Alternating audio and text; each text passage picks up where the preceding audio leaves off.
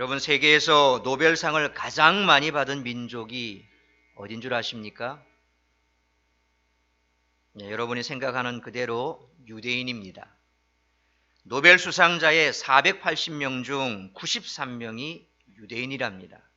약 22%가 유대인입니다. 뿐만 아니라 세계 200대 재벌의 15%가 유대인입니다. 그리고 미국 변호사의 약 30%가 유대인입니다.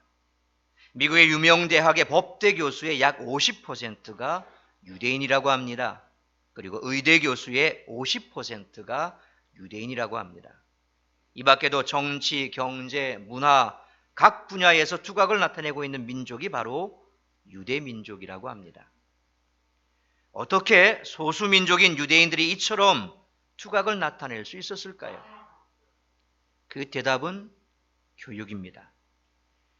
유대인들은 교육을 소중하게 생각하는 민족입니다. 그래서 부모, 선생님, 랍비가 삼위일체가 되어 각자의 위치에서 자녀들을 가르칩니다. 부모님은 자녀의 인격 교육을 담당하고, 학교 선생님은 전문가 교육을 시키고, 랍비는 신앙 교육을 책임지고 담당합니다. 그 중에서 가장 큰 역할은 랍비의 역할입니다. 그래서 유대인들이 세계 최고의 인재로 키워지는 것이라는 조사 연구가 여러 곳에서 나오고 있습니다. 사실 교육하면 우리나라도 세계 어느 민족 부럽지 않게 열심을 내는 민족 가운데 하나지요. 50년 전만 해도 세계 최빈국이었는데 50년도 지나지 않아 OECD 선진국 대열에 끼어들 수 있었던 것도 바로 우리의 교육열 덕분이었습니다. 그런데 우리 민족이 유대인 못지않게 학교 교육은 열심이지만 부모님의 인격 교육과 영적 지도자의 신앙 교육은 유대인의 그것과 비교해 보면 매우 빈약한 것이 현실입니다. 이것이 유대인의 교육과 우리 교육의 가장 큰 차이이자 가장 중요한 차이입니다. 그 중에서도 유대인 랍비는 유대인들에게 매우 존경을 받는 존재입니다. 이들은 선생님인 동시에 종교 지도자들입니다. 이들의 영향력은 대단합니다. 랍비라는 단어의 뜻이 나의 크신 분 또는 내 주, 선생님 이런 뜻입니다. 유대인들은 랍비를 하나님처럼 대한다고 합니다. 그들의 가르침을 묶어놓은 책인 탈무드가 있지요. 유대인들은 이 탈무드를 자녀를 가르치는 교과서로 여기고 인생 상담서로 여깁니다. 자, 그렇다면 여러분들은 어떤 스승을 두고 살아가십니까? 보통 스승하면 학교 선생님만을 생각합니다. 그러나 학교 선생님만 스승이 아닙니다. 스승이란 자기 인생에 지대한 영향을 끼쳤던 사람, 그 모두가 스승이라고 할 수 있습니다. 그렇다라고 한다면 하나님께서 세워주신 우리의 영원한 스승이 있다면 그 스승은 누구일까요? 첫 번째가 바로 예수 그리스도이십니다. 예수님은 하나님이 세워주신 우리의 영원한 스승입니다. 그리고 완전한 스승이십니다. 예수님은 보통 사람이 아니지요. 그분은 하나님이 우리에게 보내신 가장 완벽하고 온전하신 분입니다. 그분은 하나님의 아들로 성부 하나님, 성령 하나님과 동등하신 성자 하나님이십니다. 그분은 이 땅에 우리를 구원하시려고 신성과 인성을 가지고 오셨습니다. 그래서 우리에게 완벽한 참 하나님, 참 인간의 모습을 보여주고 계십니다. 그분은 하나님으로서의 권리와 특권을 가지신 분입니다. 그런데 우리를 구원하시기 위해 그 모든 것을 내려놓으시고 이 땅에 인간의 몸을 입고 오셨지요. 우리 예수님의 소원은 그래서 오직 하나뿐입니다. 타락한 인간이 죄사함을 받아 하나님의 자녀의 형상을 회복하는 것, 그 원래의 형상을 회복하는 것, 그것이 우리 주님의 소원입니다. 그래서 하나님과 우리가 온전한 교제를 하는 것입니다. 그래서 예수님은 우리의 완전한 스승으로 우리의 모델로 오신 것입니다. 사람은 누구나 함께 살아가는 누군가에게 크든 작든 영향을 미치고 있습니다. 그래서 이것을 스승이라고 합니다. 성경에도 보면 모세는 여호수아에게 스승입니다. 사무엘은 다윗에게 스승이고 엘리야는 엘리사에게 스승입니다. 또 바울은 디모데에게 스승이 되었던 것을 볼 수 있습니다.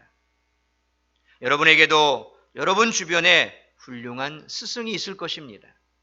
그러나 사람 스승은 완전하지 못합니다.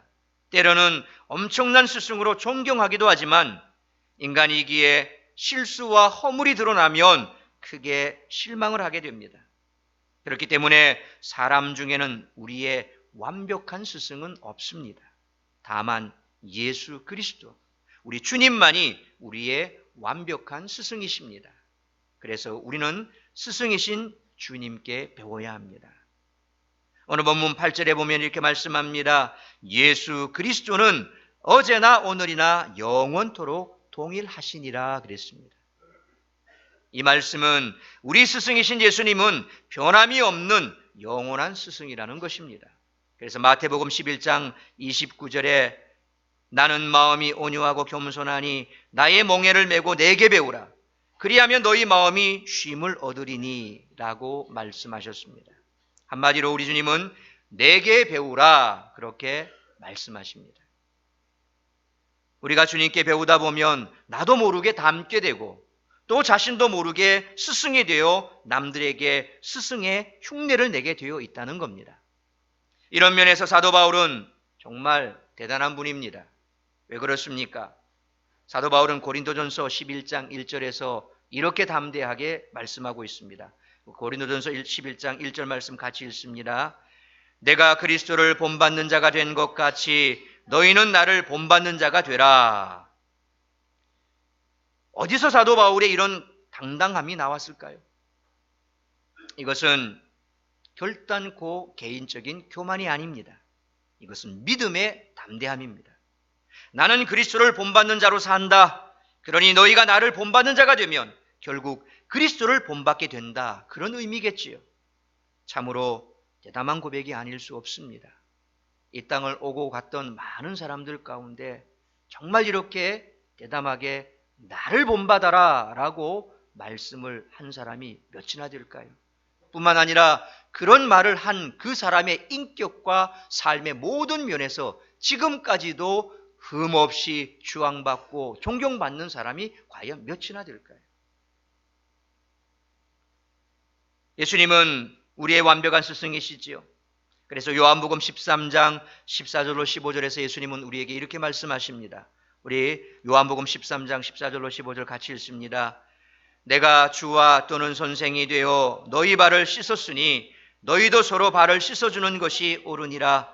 내가 너희에게 행한 것 같이 너희도 행하게 하려 하여 본을 보였노라. 아멘. 우리 주님은 제자들의 발을 씻겨주시면서 본을 보여주셨습니다. 그래서 너희도 행하라 라고 말씀하십니다. 내가 너희의 스승이니 너희도 이처럼 행하는 스승이 되라. 그런 말씀이지요. 그러므로 우리는 우리의 영원한 스승인 주님께 배워야 합니다. 죽을 때까지 배워야 합니다. 그래서 성경은 그리스도의 장성한 분량까지 자라라 라고 말씀합니다. 그리스도가 완전하게 이와 같은 인격과 전인격적으로 성장하신 것처럼 너희도 그렇게 자라야 마땅하다라고 말씀하십니다. 그렇다고 어느 누구가 예수님의 그 완전하신 그 전인격적인 인격까지 닮아가면서 성장할 자가 몇이나 되겠습니까? 어쨌든 그 최종 목표는 완전하신 예수 그리스도에게 두고 우리의 인격이, 우리의 모든 삶이 자라가야 마땅하다라고 말씀합니다.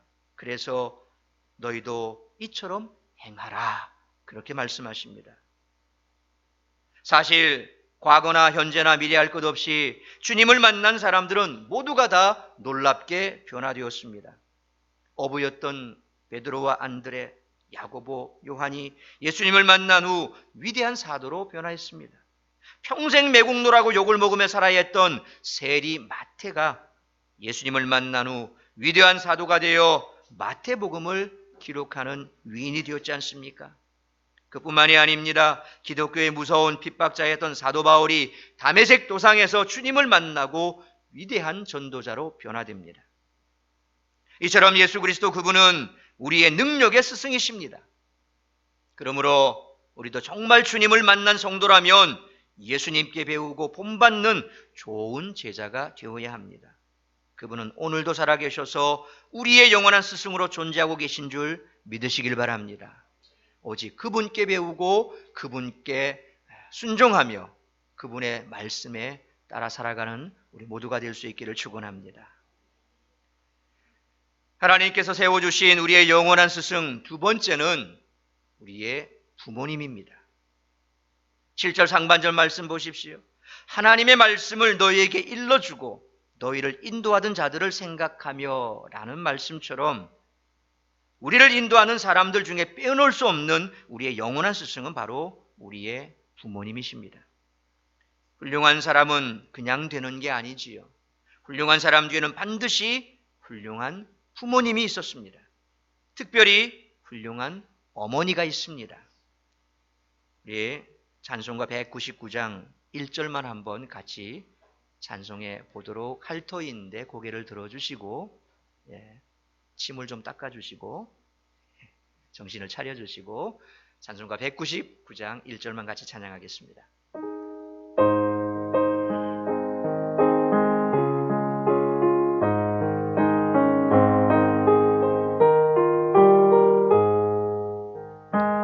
나의 사랑하는 책 비록 헤어졌으나 어머님의 무릎 위에 앉아서 재미있게 듣던 말 그때 일을 지금도 내가 잊지 않고 기억합니다. 귀하고 귀하다 우리 어머니가 들려주시던 재미있게 듣던 말 이 책 중에 있으니 이 성경 심히 사랑합니다. 아멘. 아마도 이 찬양의 작시자는 훌륭한 신앙의 어머님을 둔 것 같습니다. 그래서 어릴 적에 어머니가 성경 이야기를 많이 해주신 것 같습니다. 그래서 어머니의 무릎 위에 앉아서 재미있게 듣던 말 지금까지 내가 기억한다라고 그 기억을 되짚어가면서 찬양을 쓴 것 아니겠습니까? 이 자리에 계신 어머니 되시는 성도 여러분, 특별히 유아실에 계시는 어머님들, 저기 방송이 잘 안 들려요. 거의 독도입니다. 외로운 땅입니다. 그러니 그 외로움을 달래려고 저렇게 서로들 열심히 얘기를 주고받고 있습니다.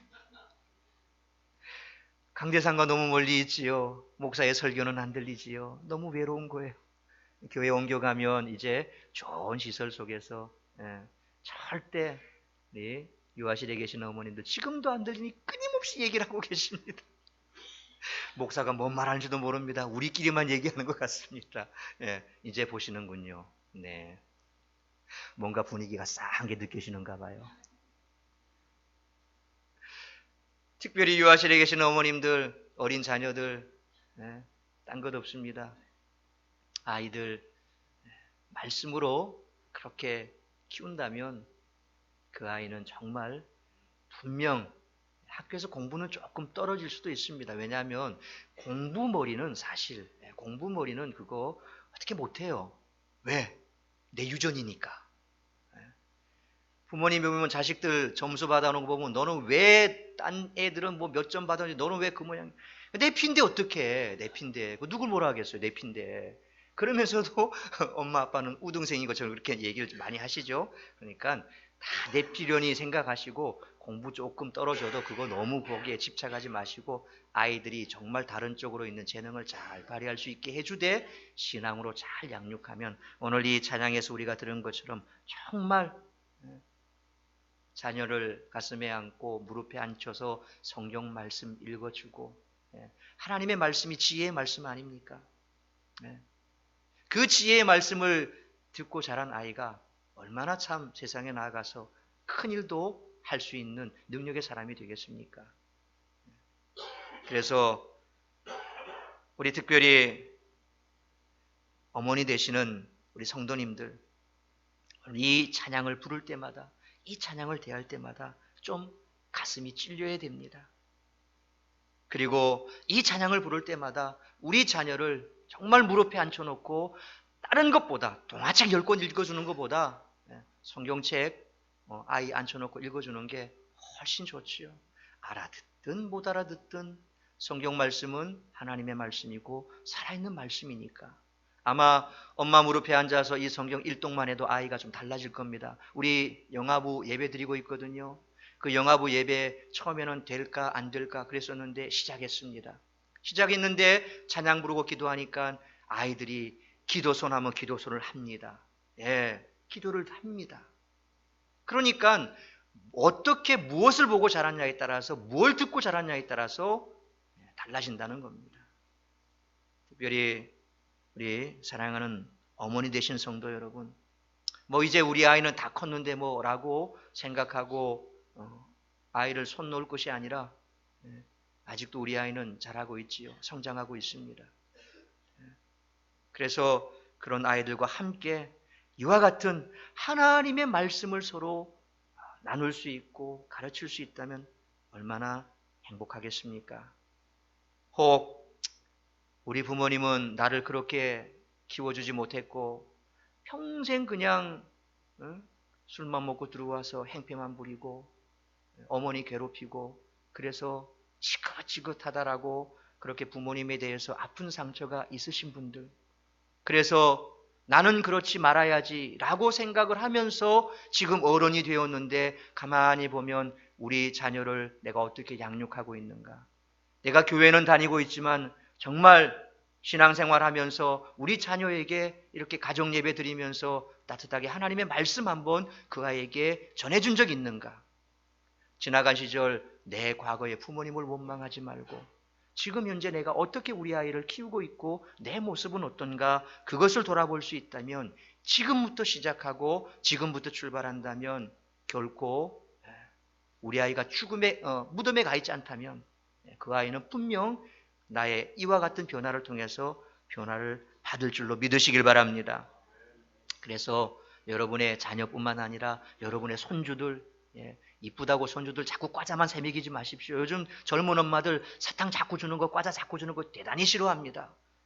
할머니들 좋아서 자꾸 과자 주는데 그거 이 며느리들 보면 자꾸 인상 씁니다. 뒤에서 가만히 보고 있으면 우리 어머니. 그러면 오는 거 싫어합니다. 손주 보고 싶어서 오고 싶어도 오늘 어디 가야 되는지 자꾸 피합니다. 왜 피하는 줄 아십니까? 사탕 주고 과자가 주고 자꾸 그러니까 그렇습니다. 그러지 마시고 오면 손주 앉혀놓고 성경 말씀 들려주시고 성경 얘기 들려주시고 성경책 읽려주시고 찬송가 불러주십시오. 예수 안 믿는 며느리라 할지라도 어머니가 올 때마다 그런 모습 보여주면 아이는 변하거든요. 우리 아이들은 영적으로 대단히 민감합니다. 그런 할머니가 와서 자꾸 성경 얘기해주고 기도해주고 그러면 처음에는 또 종교가 달라서 싫어할지 몰라도 나중에는요, 어머니 시간 있으시면 집에 좀 놀러 오시죠 라고 180도 바뀝니다. 올 때마다 쓸데없이 사탕 과자 같은 거 막 사오지 말고 성경책 하나 들고 그렇게 와서 아이들을 한번 양육해 보십시오. 길러 보십시오. 이제는 손주 손녀, 우리 할머니 할아버지 대부분 그 뭐가 아닙니까? 자녀들은 일 나가야 되니까 그 손주 손녀한테 자꾸 쓸데없이 과자 물려놓고 가만히 딴 거 하려고 하지 마시고 앉아서 같이 기도하고 찬송하고 예배 한번 드려보십시오. 그러면 정말 평생도록 그 아이의 마음속에 엄마 아빠는 기억 안 나도 우리 할머니, 우리 할아버지는 생각나게 될 줄 믿으시길 바랍니다. 여러분, 어쨌거나 우리는 자식만 낳으면 부모는 되지요. 그런데 낳았다고 다 온전한 부모입니까? 낳았다고 그 부모가 다 스승이 되는 겁니까? 그렇지 않습니다. 그래서 우리가 먼저 주님께 바로 배우고 잘 배워서 가르치는 스승이 될 수 있기를 축원합니다. 성경을 가르쳐주면 우리가 먼저 배워야 합니다. 가르쳐주려면 내가 먼저 배워야죠. 알아야 가르쳐줄 것 아닙니까? 그러니까 여러분이 먼저 예배에 열심을 내셔야 됩니다. 하나님의 말씀 보는데 열심을 내셔야 됩니다. 그래야 부모된 우리가 제대로 말씀을 가르쳐줄 수가 있습니다. 먼저 본을 보여야 됩니다. 툭 하면 예배 빼먹습니다. 툭 하면 예배 지각합니다. 그러면서 자녀에게 무슨 모범이 되겠습니까? 그래서 바로 하나님의 말씀 앞에서 바로 선 그런 부모님, 그런 부모님이 바로 하나님께서 원하시는, 하나님께 세우신 영원한 자녀의 스승이 되는 것입니다. 어느 시골 학교 발령을 받은 초임 선생님이 있었습니다. 시골로 이사를 가서 학교를 가는데 학교 가는 길 도중에 냇가가 하나 있습니다. 근데 그 냇가에는 아직 다리가 없고 징검다리밖에 없습니다. 선생님이 첫 출근을 합니다. 쫙 옷을 빼입고 이제 첫 발령지인 학교로 가는데 징검다리를 건너가는데 그만 중간에 있는 징검다리 하나가 이 잘못 놓여져서 그걸 발라서 밟는 바람에 헛디뎌서 물에 빠지고 말았습니다. 그러니 그냥 물에 빠진 생쥐가 됐죠. 첫 출근길인데 그런 모습으로 어떻게 가겠습니까? 얼른 뒤돌아서 다시 집으로 옵니다. 헐레벌떡 집으로 옵니다. 그리고 옷을 갈아입기 위해서 방으로 들어가려고 하는데 어머니가 물에 빠져서 옷을 갈아입으러 온 그 아들을 보면서 자초지종을 물어봅니다. 자초지종을 다 들은 어머니가 그래 안 다쳐서 다행이구나. 그런데 그 돌은 바로 놓고 왔냐? 걱정스럽게 물어보는 겁니다. 어머니의 물음에 아들은 당황하면서 아니요. 옷만 갈아입을 요량으로 그냥 돌아왔다는 겁니다. 아들의 대답을 들은 어머니 아들 선생님을 이렇게 호통칩니다. 그러고도 내가 무슨 선생이냐? 빨리 그 돌부터 바로 놓고 와서 옷을 갈아입거라. 그 돌 때문에 아이가 빠지면 어떻게 되겠느냐? 라면서 호통을 치는 겁니다. 그 말을 들은 선생은 즉시로 그 냇가로 다시 가서 물속에 들어가서 그 돌을 바로 어느 누가 밟아도 넘어지지 않도록 똑바로 놓고 다시 돌아와서 옷을 갈아입고 그렇게 학교를 갔답니다. 그 후에 그 선생님은 항상 돌을 바로 놓고 왔느냐? 이 어머니의 말을 평생 잊지 않고 살았다고 합니다. 내가 먼저 돌을 바로 놔야 합니다. 그래야 우리에게 배우는 자녀들도 바른 삶을 살게 되는 것입니다. 그래서 여러분이 여러분 자녀에게 스승이 되면 그 자녀들도 커서 그들의 자녀에게 온전한 스승이 되는 것입니다. 명심하시기 바랍니다. 어머니의 역할은 선생님보다 더 위대합니다. 로마가 세계를 지배하던 당시 세계 어머니를 대표하는 두 여인이 있었습니다. 한 사람은 유명한 참회록을 후세에 남긴 어거스틴의 어머니 모니카이고 다른 한 사람은 네로 황제의 어머니인 아그리피나였습니다. 아그리피나는 그녀의 남편이었던 클라우디오 황제의 유부단한 성격을 악용한 대표적인 아내였습니다. 그녀는 아들인 네로를 속히 왕위에 오르게 하기 위해서 남편인 클라우디오 황제를 암살하고 그가 원하던 대로 네로를 즉위시켰습니다. 그러나 결국 그녀는 자식인 네로에게 살해당하고 수많은 사람이 네로에게 학살당하게 됐습니다. 세상 사람들은 이것을 가리켜 사필귀정이다 그렇게 표현하기도 합니다. 그런가 하면 모니카는 한 어머니가 자기 자식에게 얼마만큼의 영향력을 줄 수 있는가를 우리에게 현실적으로 증명해 준 사람입니다. 어거스틴이라는 아들이 내적 갈등과 정신적 고뇌에서 헤어나지 못하고 방탕과 방종의 생활 속에 빠져 있을 때 어거스틴을 위해 기도하고 로마로 보내 새로운 세계를 발견하게 한 것이 바로 어머니 모니카였습니다. 모니카의 감화와 기도 속에서 방탕의 자식 어거스틴이 성자 어거스틴으로 변화되었습니다. 누구보다도 이러한 사실을 잘 알고 있는 사람이 바로 어거스틴 자신이었습니다. 그래서 어거스틴은 그의 참회록에서 전 13권 가운데 9권까지를 어머니 모니카에 대해서 말하고 있습니다. 어거스틴은 사도 바울 이후 기독교 교리를 체계적으로 그리고 신학적으로 명쾌하게 정리해 수많은 사람들의 믿음에 큰 영향을 끼친 훌륭한 사람이 되었던 것입니다.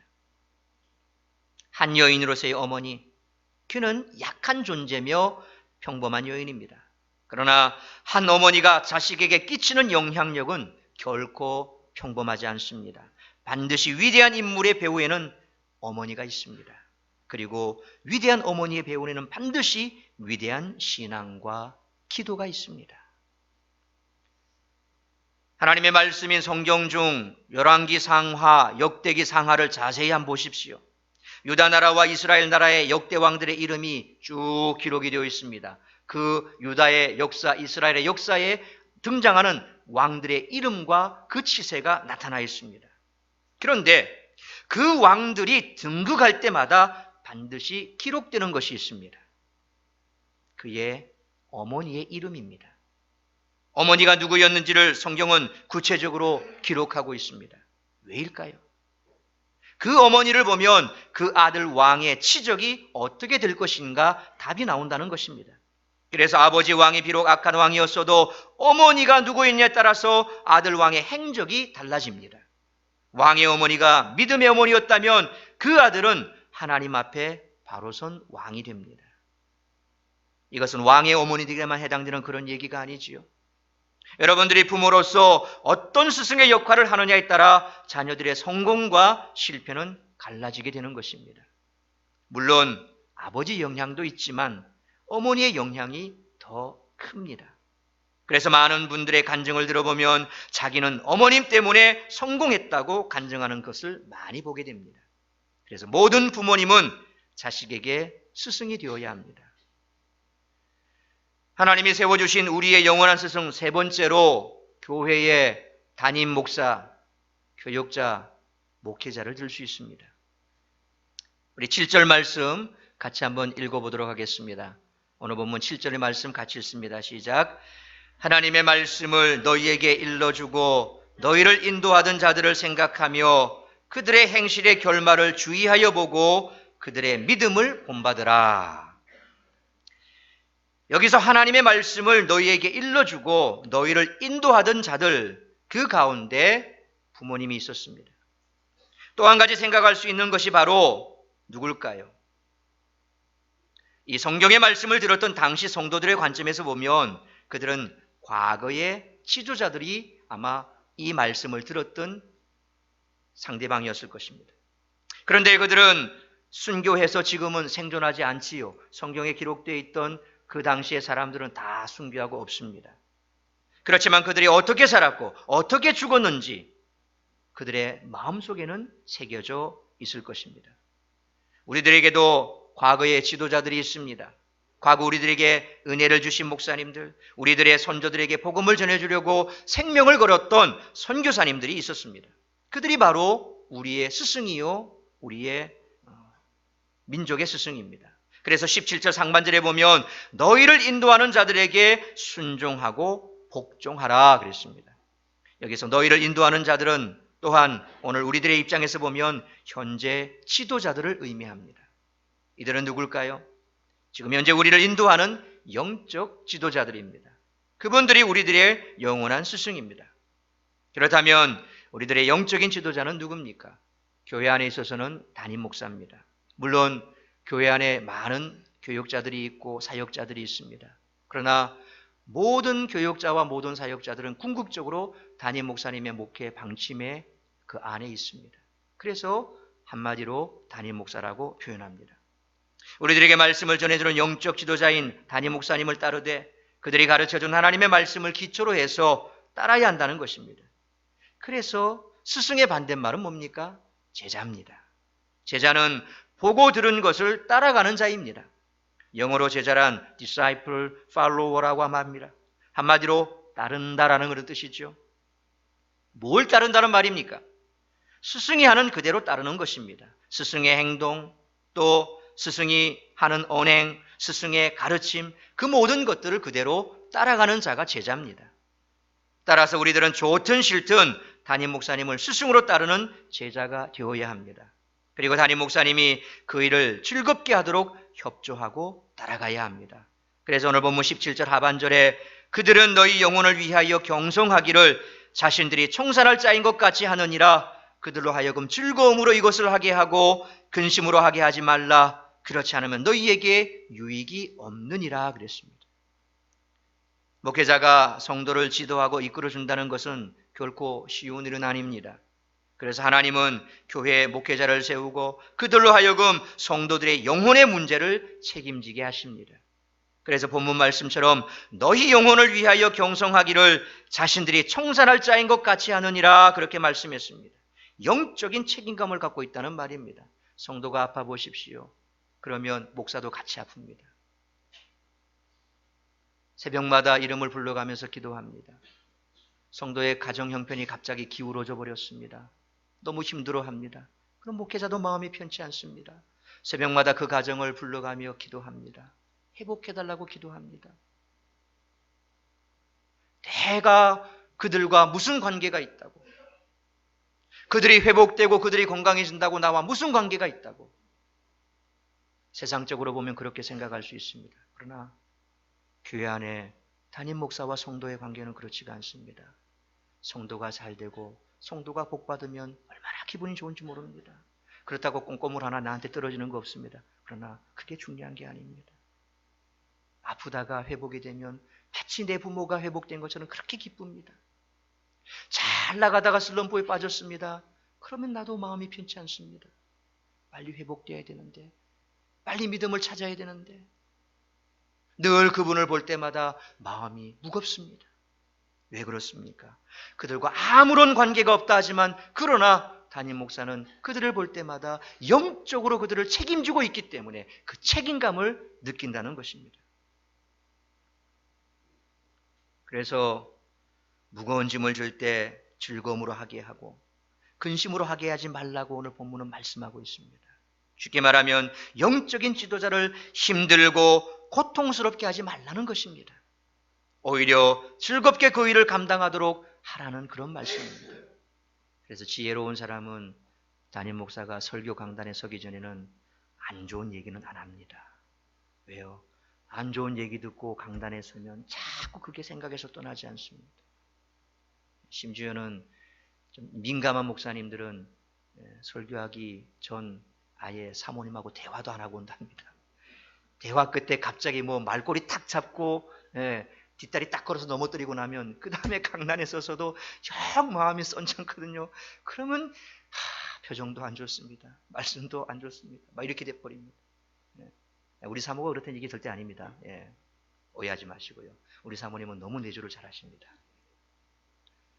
그러니까 목사는 늘 영적으로 민감해질 수밖에 없습니다. 왜요? 남의 일이 아니라 주님께서 내게 맡겨주신 양이기 때문에 다 모두가 영적으로 다 걸리게 되어 있습니다. 누가 예배를 안 나오지요? 잘 나오시던 분이 안 나오면 괜스레 걱정이 됩니다. 또 무슨 일이 있는가? 아니면 뭐 또 시험 든 게 있는가? 워낙 요즘 시험이 잘 드시니까 밥을 잘 드시면 되는데 시험에 잘 드셔요. 그래서 혹여 설교 가운데 뭐 또 시험 든 일이 있는가? 걱정이 돼요. 그래서 전화를 하게 됩니다. 전화하는데 전화를 안 받으면 더 시험 듭니다. 목사가. 전화를 왜 안 받지? 정말 시험 들었나? 이렇게 됩니다. 그러니까 담임 목사가 어쩌다가 전화하면 빨리빨리 받으셔야 됩니다. 담임 목사 시험 안 들게. 영적으로 이렇게 다 얽혀 있습니다. 그분의 표정 하나. 강단에 서서 이렇게 보면 다 보이잖아요. 주무시는 분, 졸고 계시는 분, 자고 계시는 분, 쓰러져 계시는 분, 혼수 상태에 계시는 분 다 보이거든요. 시작할 때부터 눈 감고 계시는 분, 조상님을 만나고 계신지 뭐 하고 계신지 시작 때부터 눈을 감고 계세요. 아마 눈이 너무 아파서 그런 것 같아. 지금도 눈을 감고 계시는 분들 다 보이거든요. 표정이 안 좋습니다. 늘 그렇게 올 때마다 기쁘게 웃고 계신데 오늘날 보면 다 표정이 안 좋습니다. 왜 그럴까? 근심이 있나 없나? 항상 담임 목사가 편하게 기쁘게 일할 수 있도록 그렇게 사역할 수 있도록 여러분이 힘써 주신다면 그것이 다 여러분에게 유익하다는 겁니다. 어떻게 해야 됩니까? 순종하고 바르게 배우라는 겁니다. 목회자는 여러분들의 영혼을 위해 늘 깨어 있습니다. 여러분은 새벽기도 안 해도 목사는 늘 나와서 새벽기도 하지요. 왜냐하면 책임이 있기 때문에 그렇습니다. 그래서 목회자는 성도들의 문제를 갖고 기도할 때마다 내가 계산할 거 있는 사람처럼 그렇게 생각하고 기도를 한다는 겁니다. 그러므로 여러분들의 가정이 평안하고 여러분들이 하나님의 복을 받으려면 목회자가 목회를 근심으로 하게 하지 마시기를 바랍니다. 왜냐하면 목회자는 여러분들에게 복의 통로가 되기 때문입니다. 그는 여러분이 유익을 누리게 하기 위해 하나님이 세우신 영원한 스승입니다. 그러므로 목회자를 경계하지 마십시오. 목회자를 두려워하지도 마십시오. 목회자를 어려워하거나 부담 갖지도 마십시오.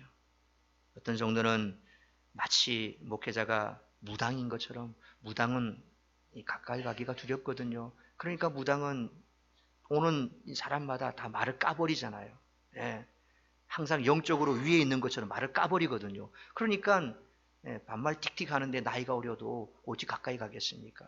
근데 저는 나이 어린 20대에도 존댓말 써주거든요. 아이고 자매님 오셨어요. 식사하셨어요. 여기 앉으세요. 저기 앉으세요. 절대 좀 반말 안 하거든요. 그러니까 무당 쳐다보듯이 저를 그렇게 보지 마세요. 저는 무당이 아니거든요. 여러분하고 똑같습니다.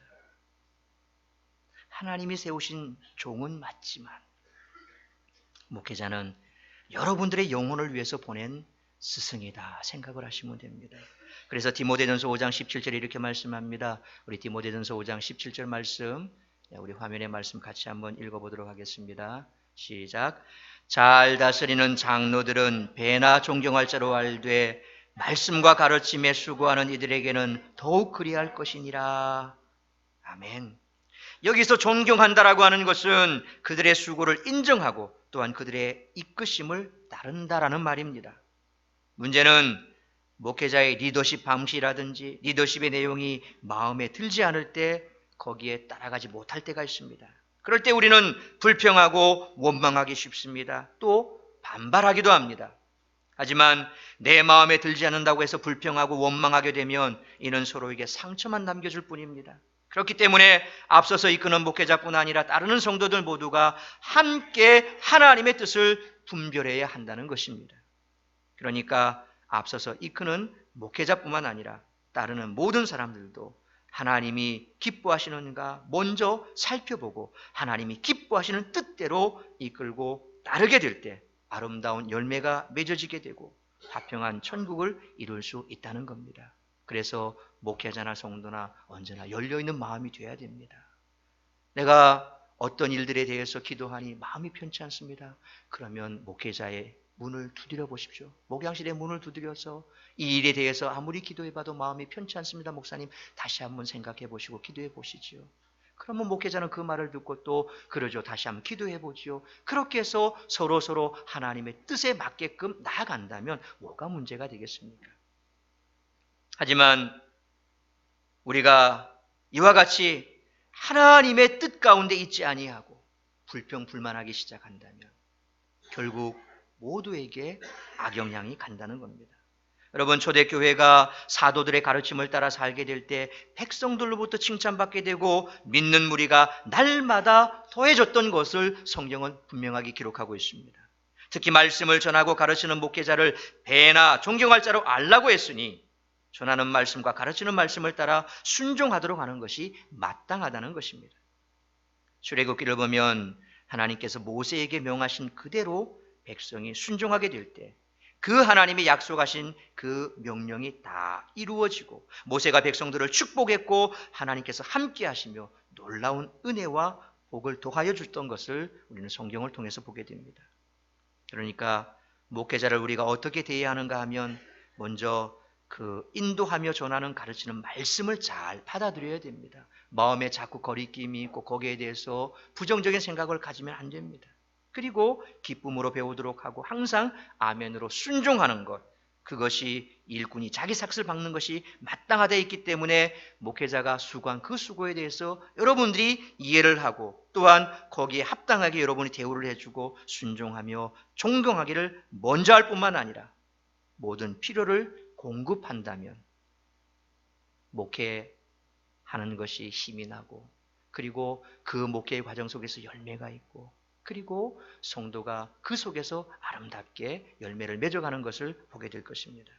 그래서 갈라디아 6장 6절에 이렇게 말씀합니다. 우리 갈라디아서 6장 6절 같이 읽습니다. 시작. 가르침을 받는 자는 말씀을 가르치는 자와 모든 좋은 것을 함께하라. 여기서 좋은 것을 함께한다는 것은 깊은 의미가 있습니다. 가르치는 자의 필요를 공급하게 되면 우선 목회자가 주일에만 전념할 수 있게 되어 더 많은 영적 결실을 거둘 수 있게 된다는 것입니다. 따라서 목회자를 돕는 것은 곧 주의 사역에 동참한다는 의미를 지니게 된다는 사실을 꼭 잊지 마시길 바랍니다. 오늘 제가 이 넥타이 와이셔츠 자랑을 좀 해야 되겠습니다. 우리 이제 세 분의 피택 장로님들이 세워졌지요. 이제 장로님쯤 되니까 이제 철이 드는 것 같아요. 스승의 날이라고 이렇게 넥타이하고 와이셔츠, 저뿐만 아니라 우리 부목사님 같이 이렇게 목회자들 걸 스승의 날에 감사합니다라고 챙겨서 주시더라고요. 참 감회가 새롭고 감사하더라고요. 가슴이 뭉클했습니다. 늘 이렇게 생각해 주고 있다는 것이 그냥 생각하고 있습니다, 기도하고 있습니다 이게 아니라 가끔씩 뭐가 오고 가는 이런 것 속에서 더욱더 애정이 싹트지 않습니까? 그러니까 그냥 말로 태우는 게 아니라 목사님 보니까 늘 넥타이가 똑같네. 그러면 넥타이가 없는가 보다 라고 해서 하나 사주면 혹여 저한테 안 맞으면 제가 딴 분한테 선물했을 수도 있고, 주고 나면 자꾸 생각하지 마세요. 줬는데 왜 넥타이 안 하고 나오지? 안 맞을 수 있으니까. 내 취향에 맞는데 목사님 취향이 안 맞을 수 있으니까 주고 나면 잊어버리세요. 왜 자꾸 주고 나서 생각하면 안 하고 나면 부담스럽습니다. 그런 건 아예 안 하시면 됩니다. 그러니까 하고 나면 던져두시고, 그리고 시시때때로 이와 같이 목회자들을 챙겨보는 그 마음, 그래서 그 필요를 채워준다면 여러분, 그렇다고 목사가 거기에 또 뭘 더 줄 수 있게 뭐가 있겠습니까? 기도하는 건 아닙니까? 여러분을 위해서 기도해주고 교회를 위해서 기도하고 한 번 더 돌아보게 되고, 그러면 더 목회자가 신이 나고, 또 목회자가 신이 나서 이렇게 하면 여러분의 삶에도 축복이 오는 거죠. 뿐만 아니라 마음의 기쁨을 나누어야 한다라고 말씀합니다. 사도 바울은 로마서 15장 32절에서 나로 하나님의 뜻을 따라 기쁨으로 너희에게 나아가 너희와 함께 편히 쉬게 하라, 그렇게 말씀합니다. 마음이 기쁘지 않으면 모든 것이 제대로 판단되지 않습니다. 밤새 고민하고 다음날 아침에 결정하는 것 거의 다 틀렸다고 합니다. 밤새도록 고민했을 때 바로 결정하지 말고 푹 한줌 주무시고 피곤이 풀린 다음에 결정하면 바른 결정이 나옵니다. 왜냐하면 그렇지 않으면 정상적인 판단을 할 수 없기 때문입니다. 특별히 근심 걱정이 많은 날, 그 다음날 당회를 해본들 좋은 결과 안 나옵니다. 여러분들이 어떤 회의를 했습니다. 그 전날 너무너무 피곤해 지쳐있고 힘든 일이 계속 겹쳤습니다. 그 다음날 뭔가 중요한 회의를 합니다. 하지 마십시오. 좋은 결정 안 나옵니다. 영적인 부분도 마찬가지입니다. 목회자가 늘 근심 걱정 때문에 마음 졸여 있는데 어떻게 좋은 말씀이 나오고 어떻게 힘있게 목회를 할 수 있습니까? 따라서 하나님의 은혜 가운데서 기쁨을 나누며 삶의 균형을 이룰 수 있게 해야 한다는 것입니다. 좋은 것을 함께 한다는 것은 이처럼 마음에 기쁨을 주고 소망과 의욕을 주고 그것을 통해 무엇인가 새로운 것을 추구하게 만드는 것입니다. 그러므로 특별히 목회자의 모든 필요를 채울 수 있어 오직 목회에만 전념할 수 있게 하고 기쁨으로 목회할 수 있도록 돕는 것이 교회와 성도들에게 복이 되고 유익이 되는 줄 믿으시길 바랍니다. 그런 측면에서 참 저는 복받은 사람입니다. 여러분들 같이 좋으신 분들 만나서 제가 지금까지 개척하고 나서 7년까지 있으면서 정말 아쉬운 것도 없었고 힘든 것도 없었고 늘 그 상황에 맞게끔 점점 좋아졌지 되고 한 적 없고 점점 나아졌지 뒤로 물러간 적 없고 모든 것이 다 좋은 방향으로 갈 수 있었던 것, 저의 복이었고 여러분이 저와 함께 하셨기 때문에 가능한 줄 알고 늘 새벽마다 기도할 때마다 늘 감사가 넘쳐납니다. 다시 한번 이 자리를 빌어서 여러분들에게 감사를 드립니다. 하나님께서 여러분의 그 수고와 눈물과 그 헌신을 아십니다. 정말 제가 제 주머니 털어서 여러분에게 뭔가를 던져줄 수는 없지만 온 우주 만물의 창조자 되시고 주인 되신 하나님께서 여러분이 애쓰고 수고하는 거기에 30배, 60배, 100배, 1000배, 만배로 갚아주실 줄 믿으시길 바랍니다. 목회자는 여러분들의 삶에 하나님의 복이 임하게 드는 선생님입니다. 따라서 여러분들이 하나님 앞에서 복된 생활을 하려면 이처럼 담임 목사님을 가까이 하시기를 축원합니다. 그리고 담임 목사님을 스승으로 두어야 합니다. 마지막으로 도종환 시인의 스승의 기도라는 시를 소개하고 마칠까 합니다. 가깝게는 학교 교사와 학생의 관계일 수도 있고 폭넓게는 교회 담임 목사와 성도와의 관계일 수도 있습니다. 저는 성도들의 영적 성장을 책임지는 목사로서 참 이 시가 가슴에 와닿았습니다. 어쩌면 모든 교회의 담임 목사님들의 마음이 이렇지 않을까 하는 생각이 듭니다. 도종환 시인의 스승의 기도라는 시를 한번 여러분에게 들려드리겠습니다. 반주 좀 깔아주실래요? 날려보내기 위해 세대를 키웁니다. 아이들이 저희를 사랑하게 해주십시오. 당신께서 저희를 사랑하듯 저희가 아이들을 사랑하듯 아이들이 저희를 사랑하게 해주십시오. 저희가 당신께 그러하듯 아이들을 아끼고 소중히 여기며 거짓 없이 가르칠 수 있는 힘을 주십시오. 아이들이 있음으로 해서 저희가 있을 수 있듯 저희가 있음으로 해서 아이들이 용기와 희망을 잃지 않게 해주십시오.